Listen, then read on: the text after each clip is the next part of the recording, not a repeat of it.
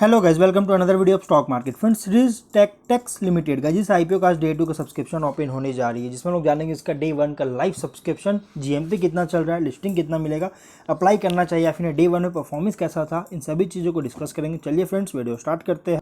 तो guys, company जो है 26 को ओपन हुआ था और 28 को क्लोज हो जाएगा, मतलब कि कल इसका आखिरी दिन है अप्लाई करने का। 10 रुपीज़ का फेस वैल्यू 54 टू 51 रुपीज़ पर 54 टू 61 रुपीज़ पर शेयर की प्राइस बैंड रखी गई है। 2000 शेयर्स के लॉट साइज 45.14 करोड़ का इशू साइज, जो कि फ्रेश इशू किया जा रहा है। Book build issue IPO NSE SME में लिस्टेड होगा। 7 अगस्त का डेट रखा गया। सनफ्लावर ब्रोकिंग इस कंपनी के मार्केट मेकर है। अमाउंट 1,22,000 रुपीज़ का मिनिमम अमाउंट पे करना होगा। एंकर इन्वेस्टर को 28.38% का रिजर्वेशन दिया गया। मार्केट मेकर को 5.03% का, क्यूआईबी को 19.05% का, एचएनआई को 14.27% का और रिटेलर्स को 33.27% का ऑफर दिया गया है। मार्केट कंपनी के प्रोमोटर्स हैं मिस्टर हंस कुमार रमाकांत अग्रवाल, मिसेस श्रद्धा हंस कुमार अग्रवाल इस कंपनी के प्रोमोटर्स है। प्री इशू होल्डिंग 100% का देखने को मिल रहा है। यहाँ पे पी रेशियो जो है 16.71 टाइम्स का है। आरओई 35.84% का, आरओसी 20.07% का, डेट टू इक्विटी 1.07 का, ईपीएस 5.19 रुपीज़ का, रिटर्न ऑन नेटवर्थ 30.54% का है, क्योंकि ठीक ठाक देखने को मिला। इसके रेशियोज वगैरह अच्छी खासी देखने को मिल रहा है, अच्छा इंप्रूव हो रहा है। यहाँ पे ऑब्जेक्टिव क्या है, तो फैक्ट्री शेड का कंस्ट्रक्शन करना चाह रही है, सोलर प्लांट का कमीशन करना चाह रही है, मशीनरी परचेज करना चाह रही है, वर्किंग कैपिटल रिक्वायरमेंट मीट करना चाह रही है, जनरल कॉर्पोरेट पर्पस और पब्लिक इश्यू एक्सपेंसेस मीट करना चाह रही है, जिसके लिए कंपनी को फंडिंग चाहिए। अब वहीं अगर हम बात करेंगे इसके सब्सक्रिप्शन का, तो देखिए डे 1 में ही बहुत ही स्ट्रॉन्ग इसमें डिमांड देखने को मिला था, जिसमें क्यूआईबी से 4.5 टाइम्स का सब्सक्राइब हुआ है, बहुत ही स्ट्रॉन्ग। एचएनआई भी 3.72 टाइम्स का फुल्ली सब्सक्रिप्शन, रिटेलर्स भी 10.99 टाइम्स का, बहुत ही शानदार इसमें इंटरेस्ट दिखाया गया है इन्वेस्टर्स से। टोटल 7.58 टाइम्स का, जो कि यहाँ पे बहुत ही स्ट्रॉन्ग ग्रोथ देखने को मिल रहा है, सब्सक्रिप्शन देखने को मिला है डे 1 में।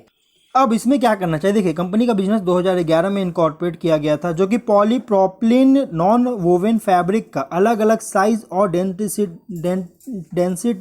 डेंसिटीज में जो सो मतलब कि मैन्युफैक्चर करती है।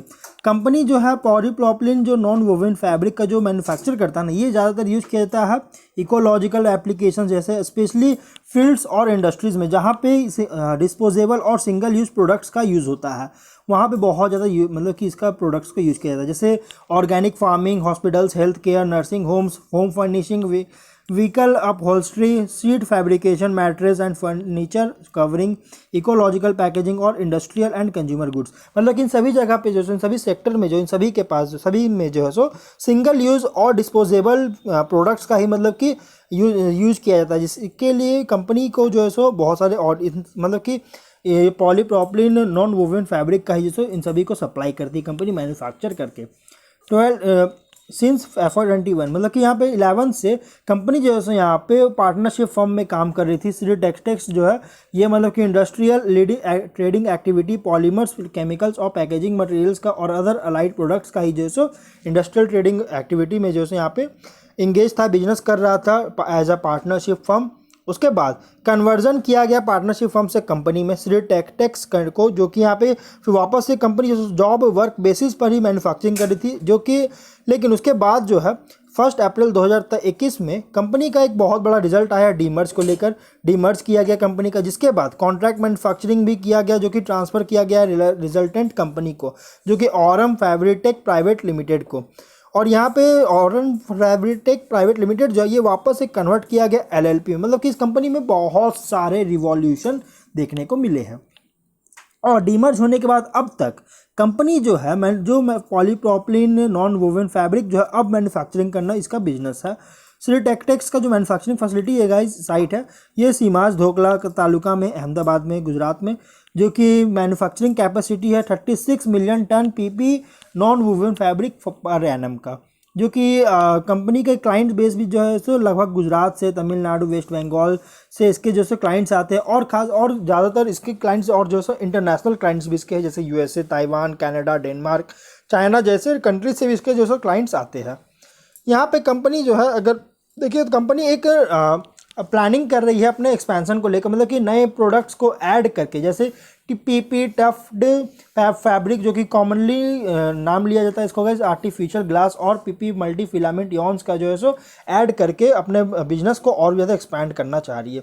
कंपनी जो है सो नई स्पेशलाइज्ड मशीनरी को भी जो परचेज करना चाह रही है जिससे नए प्रोडक्ट्स को मैन्युफैक्चर कर सके। और ये जो प्रोडक्शन है ये कमेंस किया जाएगा इस अक्टूबर 2023 तक कमेंस कर लिया जाएगा।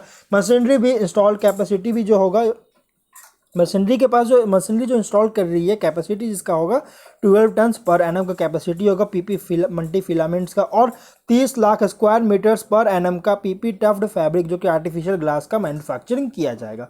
तो कंपनी का बिजनेस अगर देखेगा तो बहुत स्ट्रॉन्ग इसके बिजनेस है लगभग, लेकिन इसके हाईली कॉम्पिटिटिव और फ्रैगमेंट सेगमेंट इसका बिजनेस है और बहुत सारे बड़े बड़े कंपनी इसके कॉम्पिटिटर है। अगर हम इसके फिनेंशियल को देखेंगे तो 20 में 17.6 करोड़ का एसेट्स, 16 करोड़ का रेवेन्यू, 4 करोड़ का प्रॉफिट, 21 में 46.5 करोड़ का एसेट्स, 40 करोड़ का रेवेन्यू, 12.6 करोड़ का प्रॉफिट, 22 में 52.8 करोड़ का एसेट्स, 51.8 करोड़ का रेवेन्यू और 8 करोड़ का प्रॉफिट, 23 में 73.8 करोड़ का एसेट्स, 58 करोड़ का रेवेन्यू, 9.1 करोड़ का प्रॉफिट है और डेट है 31.88 करोड़ का। यहाँ पे गाइस डेट थोड़ा सा ज़्यादा है, लेकिन कंपनी के बॉटम लाइन में प्रॉफिट में बहुत बड़ी गिरावट आई थी 22 में देख सकते हैं, लेकिन उसके बाद कंपनी वापस से एक सडन बूस्ट देखने को मिला, सडन ग्रोथ हुआ जो कि कह सकते हैं फ्यूचर में सस्टेनेबिलिटी को यहाँ मतलब कि 21 में परफॉर्मेंस बहुत ही ज़्यादा जो सो खराब हुआ था कंपनी का, जो कि यहाँ पे 22 में बहुत ज़्यादा खराब हुआ था क्योंकि प्रॉफिट में गिरावट है, लेकिन 23 में भी एक बहुत ही स्ट्रॉन्ग यहाँ पे जो सब्सक्रिप्शन देखने प्रॉफिट जनरेट किया था, बहुत ही स्ट्रॉन्ग प्रॉफिट देखने को मिला था, जो कि ये भी एक बहुत बड़ा कंसर्न क्रिएट कर रहा है और फ्यूचर में सस्टेनेबिलिटी को लेकर भी एक बहुत बड़ा डाउट हो कर रही है। प्लस यहाँ पे अगर देखें तो टॉप लाइन में मार्केट ग्रोथ हुआ है लेकिन बॉटम लाइन में डिक्लाइन किया है मार्जिन में, जो कि आप देख सकते हो जो कि 21 में प्रॉफिट में गिरावट है, मार्जिन में डिक्लाइन किया गया प्रॉफिट मार्जिन में, और टॉप लाइन में जो है ग्रोथ देखने को मिला। तो इसलिए गाइस फ्यूचर में सस्टेनेबिलिटी को लेकर बहुत बड़ा कंसर्न क्रिएट कर रही है।